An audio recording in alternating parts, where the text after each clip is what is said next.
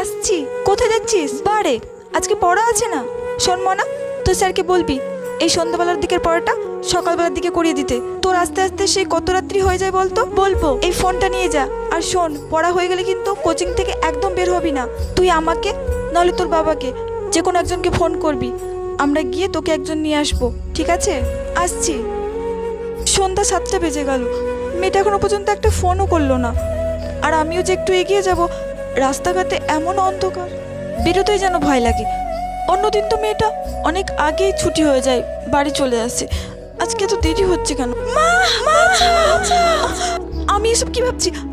না না, অন্ধকার হোক আর যাই হোক, আমি এক্ষুনি আমার মেয়ের কাছে যাব। ও মা, মনা, তুই ফোন করলি না, একা একা চলে আসলি কেন? তুমি যে ফোনটা দিয়েছিলে ওই ফোনটা তো চার্জই শেষ হয়ে গেছিল, সেই জন্য স্যার বাড়িতে দিয়ে গেল। আমি কত চিন্তা করছিলাম জানিস, এই সমাজে মেয়ের মাদের এইভাবে ভয় কাটাতে হবে রে।